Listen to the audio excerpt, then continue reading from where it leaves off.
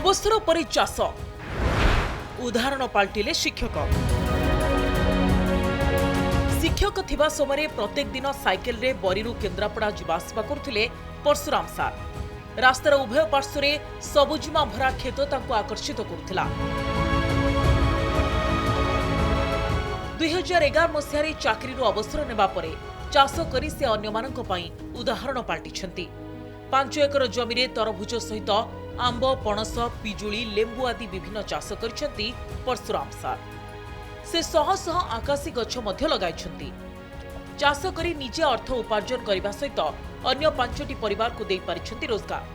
चाष काम करी से शारीरिक और मानसिक सुस्थ थिबा परशुराम सार कहिछंती। एथिपाई से 72 वर्ष बयस रे भी फिट अछंती।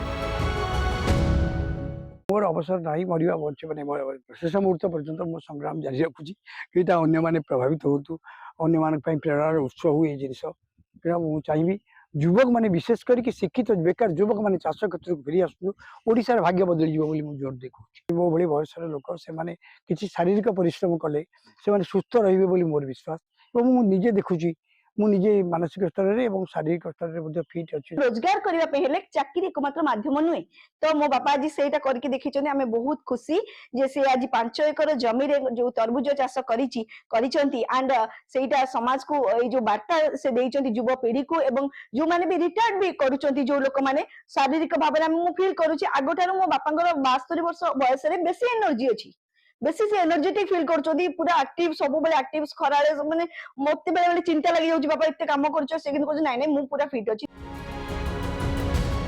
आजिर युवगोष्ठी चाकरी पछरे पड़ी हताश हेबा परे दादन खटिबा पई अन्य राज्य को जाउछंती। हेले चाष काम करी रोजगार करि परिबे बोली परशुराम सार कहिसंती। सेपरि चाकरी करिथिबा लोक माने अवसर परे चा खटिरे समय न बिताई चाष काम करी सुस्थ रहिबा को परामर्श दैछंती परशुराम सार।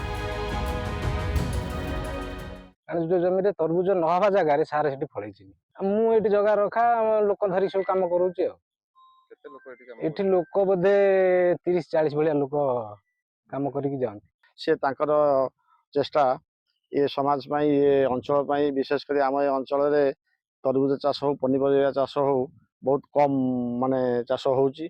चाषी माने समझ चेष्टा करते सार को अनुसरण कर समस्त तरबुज चाष हो सुगार सुट चाष हो कि अन्य परिवार चाष हो कले निजर आर्थिक संबल हवा संगे संगे अंचल विकास। पनिपरिबा चाषरे रासायनिक सार प्रयोग द्वारा यह अनेक रोगर कारण साजुछि। हेले परशुराम सार को जमीरे होइथिबा तरबुज संपूर्ण जैविक पद्धति रे होइथिबारु ग्राहकंकर प्रथम पसंद पाल्टिछि। बरीरू प्रशांत द्विवेदी का रिपोर्ट, कनेक्ट न्यूज।